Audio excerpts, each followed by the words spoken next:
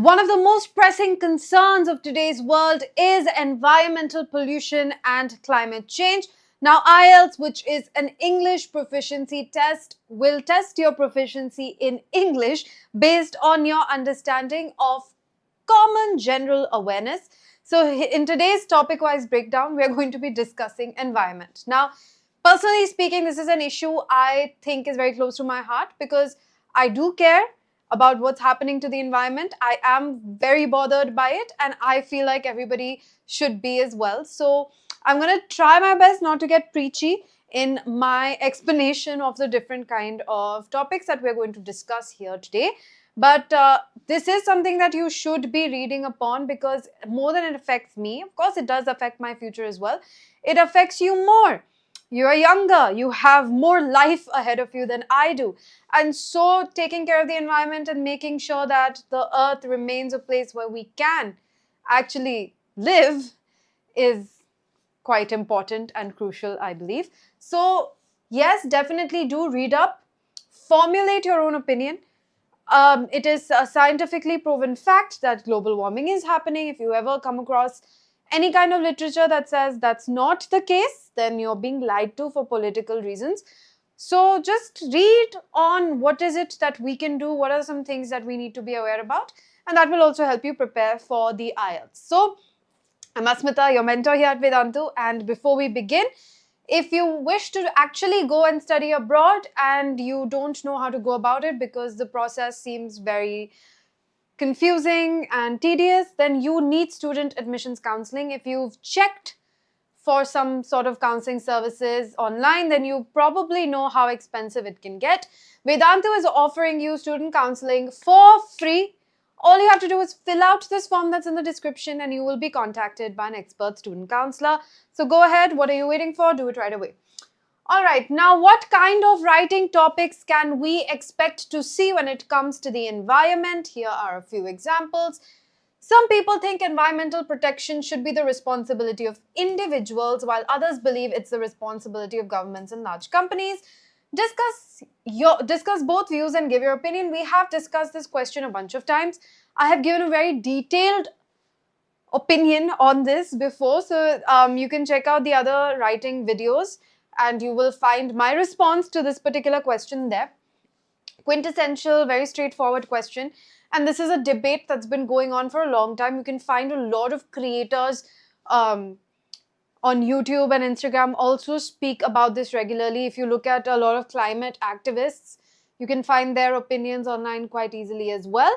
So if you think you don't know, you wouldn't know what to say for a question like this, then I would definitely recommend reading up on climate change and environmental issues in general, because if you don't have basic foundational knowledge at this point, then you will not be able to adequately answer these different questions. Next, global warming is one of the biggest threats to our environment. What causes global warming?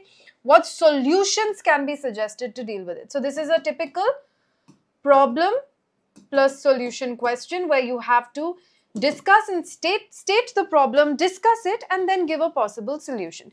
So here you need to have a working knowledge of what global warming is, you need to be able to explain it, and you need to have some possible solutions. Now, we learn about global warming in school, so you shouldn't really struggle with giving the definition and explaining what it is.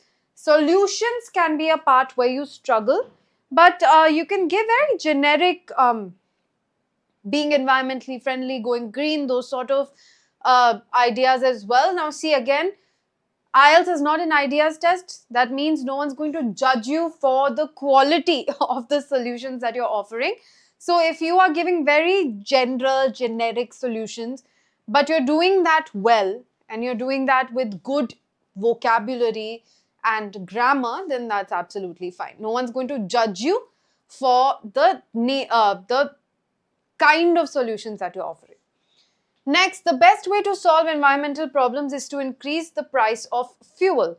To what extent do you agree or disagree? Now, we've discussed this many times now, so you should know that there's always going to be some sort of an overlap between two different topics, right?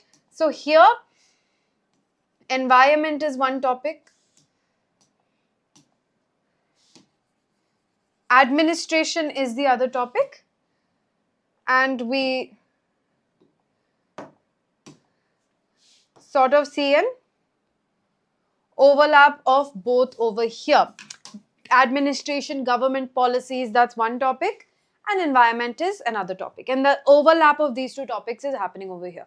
So the different things that you need to discuss. Number one, why is it of utmost importance that we need to make sure we're not polluting the environment? What are the different problems that are happening because of this increased pollution? Now, when it comes to bringing pollution levels down, do you think this is a good strategy to increase the price of fuel?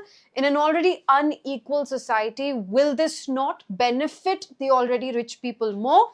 Rich people don't care if the price of fuel is increased, so they're not going to feel the need to actually cut down on their fuel consumption. They are still going to use their cars, they're still going to use their private jets because they can afford to. Even if you increase the price, they have enough money, they have enough disposable income to deal with that. It is actually the poor people who will suffer. So will this bring about any kind of real change? I personally do not think so. I don't think this is a good strategy.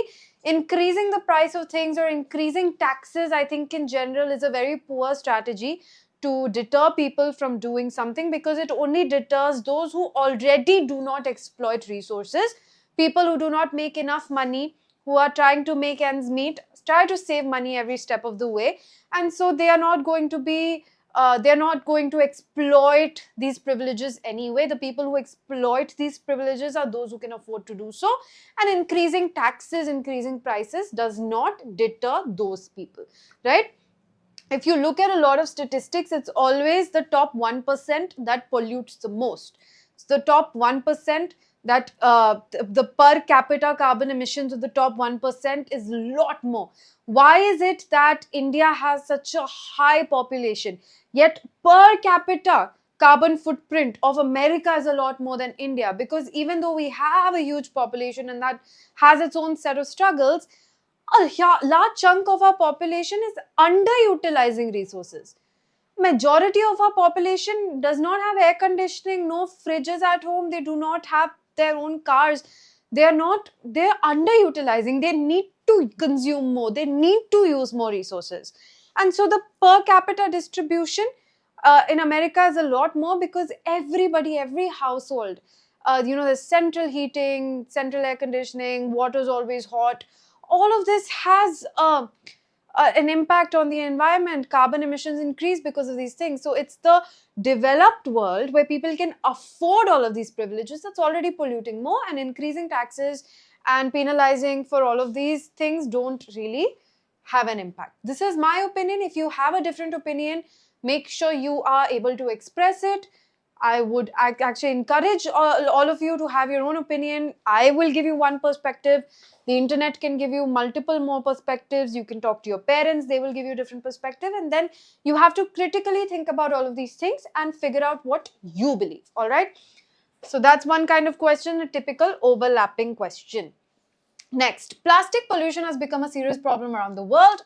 What are the reasons and possible solutions? Now, plastic pollution, you should know what this is, especially how it affects marine life, aquatic life. There's a lot of talk.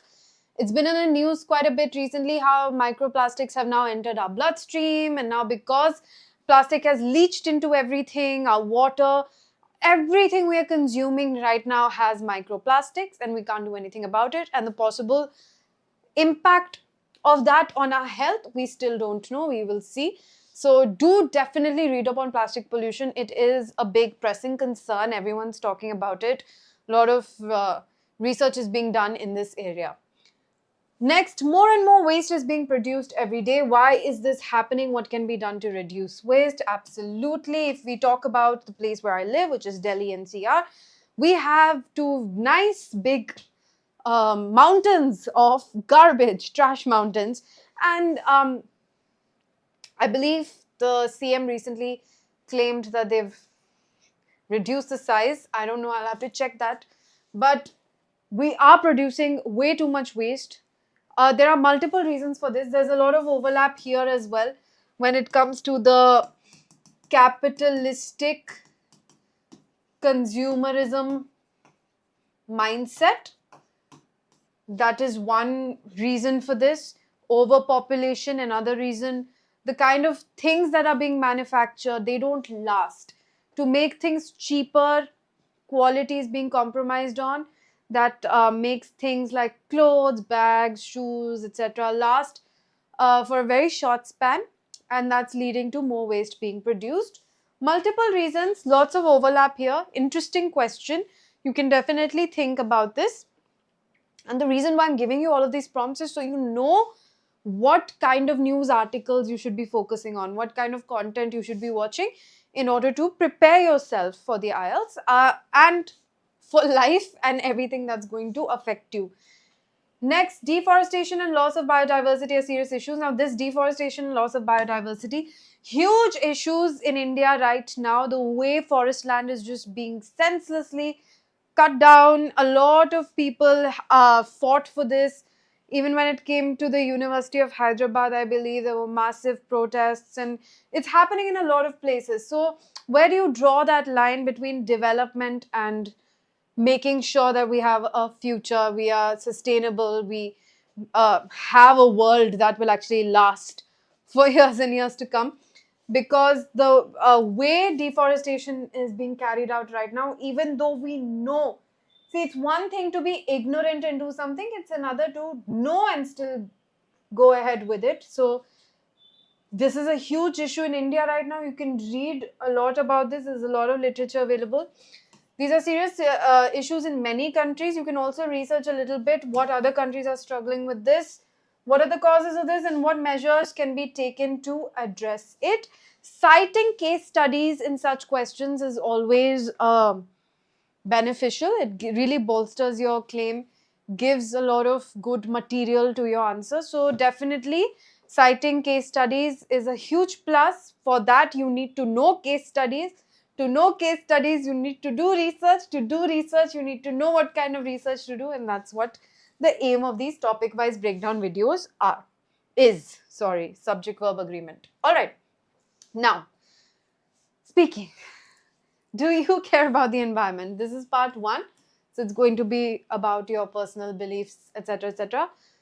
If you say no, then really justify yourself. Why would you not care about the environment? Maybe because you are nihilistic. That's one reason. What do you do to help protect the environment? Is there something you do in your daily life that is environmentally friendly? Maybe you install solar panels at home. Anything worth mentioning, you can say here. Are environmental problems a big concern in your country? I would say definitely yes. Big concern in India, but environmental issues cannot be geographically isolated. We will struggle with this as a world and as planet Earth. So I don't think these can be confined to a country. Next, speaking part 2, which is your cue card, your long turn. Describe an environmental problem in your area. What the problem is, what causes it, how it affects people, what do you think should be done about it? I moved recently, and I moved to a place where everything's really like nice, clean, green, super surroundings, but I was very disappointed to find that our immediate neighbors burn something every day. And because we just moved, I don't want to start picking fights right away, but it really concerns me how people are still absolutely oblivious about the impacts of burning garbage or whatever it is they're burning. I'm still not quite sure. One day I'll go and find out. And I'm also asthmatic. So when something's being burnt and the smoke enters, I mean, obviously smoke will go everywhere around. It doesn't discriminate. It's going to enter all houses. So every time it gets really smoky around the evening, I have difficulty breathing. So not only is your action impacting your own surroundings, it's also impacting the health of other people, and the fact that everyone's so oblivious to it really blows my mind. So that's probably what I would talk about. You can talk about some other environmental problem in your area. Okay, environmental problem in another area that I used to live in is, as you know, Delhi has a lot of open drains. These drains weren't drains originally. They were tributaries, rivers, and most of these flow into, all of these actually flow into the Yamuna. And the reason why Yamuna is so polluted is because all of these rivers that ran through the city were polluted. So Delhi is actually, if you think about it, would have been such a beautiful place with the rivers running, through the city, and you could have these river walks, river-facing apartments. Could have nice recreational areas with food stalls and like a walking path next to the rivers. But instead, we chose to dump all of our sewage, industrial waste, and other trash into the rivers and turn them into drains. So, a place where I used to live in was close to a drain, and at first, you would think, okay, it's unsanitary, there's a foul smell, that's the only problem, but that's not the only problem. An added issue is that the sulfur is actually released from these drains, and sulfur messes up all of your electronics.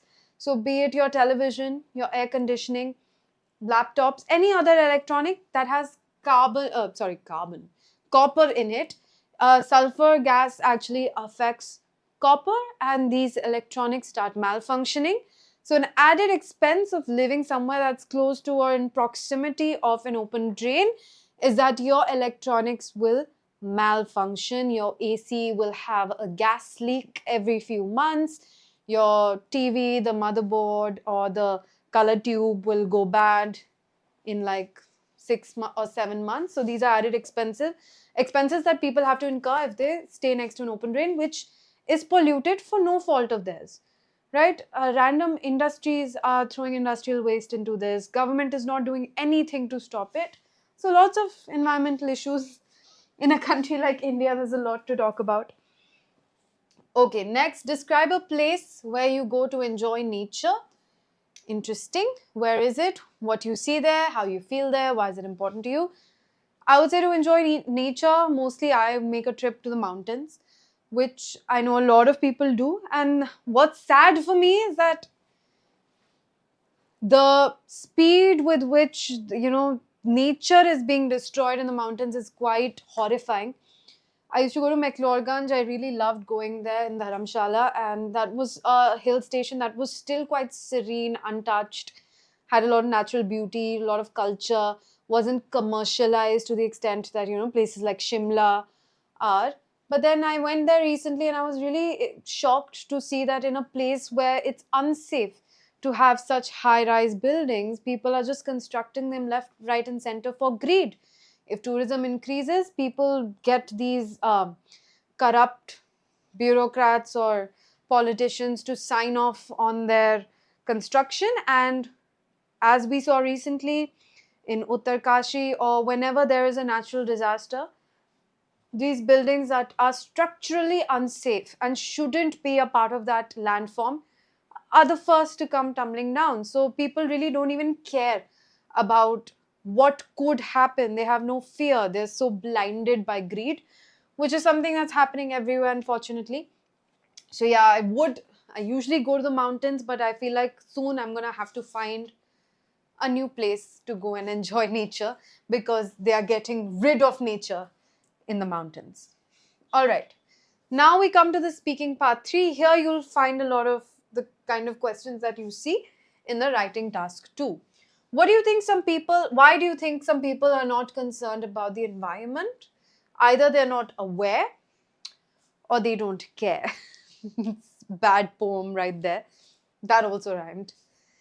So, yeah, lack of awareness, ignorance, not being taught about the implications of this, the impact of this on their lives. Like, even if you think about it selfishly, if you have children, a lot of people have young kids. You want your young kids to grow up in a good, nice, non-polluted, not disaster-prone place, right? You want them to have a secure future, but people don't even care about that. So even selfishness is not working at this point to convince people that the environmental crisis is a real crisis. So I think because it doesn't immediately impact them, they don't care. I feel like if someone is actually a victim of a climate-related disaster, then they'd start caring. Right now, it seems like something that's so far-fetched that they don't. And you have to change your attitude, you have to change your life a little bit. And people are just very hesitant to make changes unless it benefits them in some way. So that's why I feel like people don't care. Next, should governments invest more in public transport to help reduce pollution? Of course, battery driven vehicles, buses, the metro, they should invest in public infrastructure, make public transport affordable, comfortable, convenient, and safe. Only then people will prefer it over their own personal vehicles. How can young people contribute to environmental protection? You are young people. You tell me in the comments, how will you contribute to environmental protection? All right. And do you think it's possible for individuals to make a significant difference? Here I'm giving you one word. Actually, I'm giving you two words.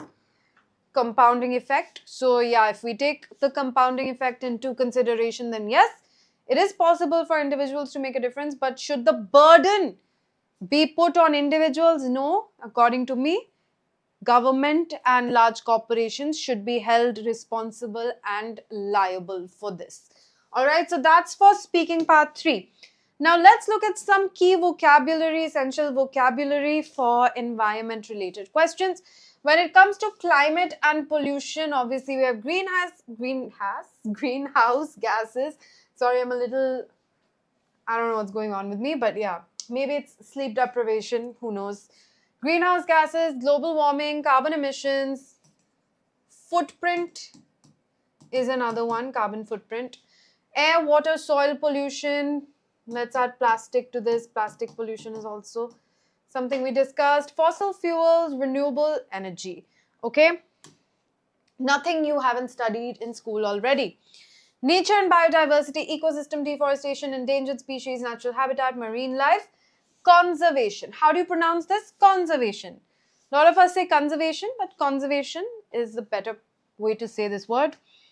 Okay. Waste and consumption. Landfill.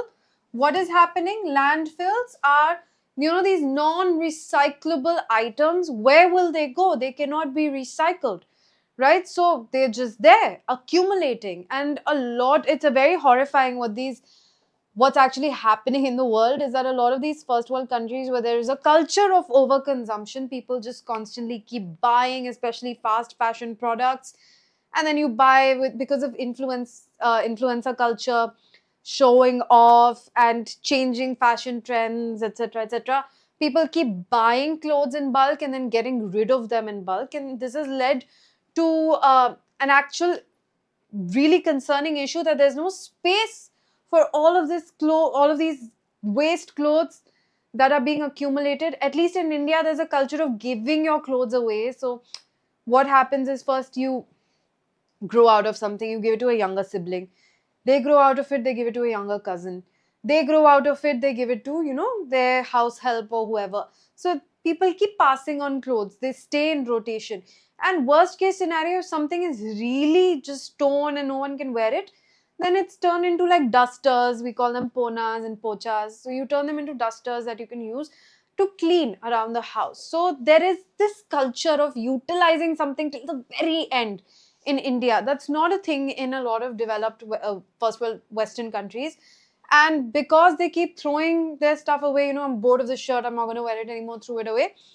It's getting, all of these clothes are getting accumulated. Obviously, they don't want to dirty their own country. So all of this is being shipped off. And imagine shipping waste off. That's also causing carbon emissions. You're shipping waste off to Africa. And there are now places in Africa where you see there are beaches in Africa where beaches are full of waste clothes. Because there's no place, no space for these to go. What are you going to do? Where are you going to put these things that are not recyclable? So those are landfills, land being filled with waste. Huge issue. Recycling, biodegradable, single-use plastics, overconsumption, and sustainable lifestyle. More vocab for you here. Next, when it comes to policy and action related to climate change and environmental issues, environmental regulation, carbon tax, do read what carbon tax is. Climate change agreements, Paris Accord is a very famous one. Eco-friendly alternatives, environmental activism. Okay. Now here is some background knowledge, stuff you should know, baseline knowledge you need to have to be able to answer questions related to the environment. Global warming. What is global warming? Caused by excessive use of fossil fuels and industrial emissions.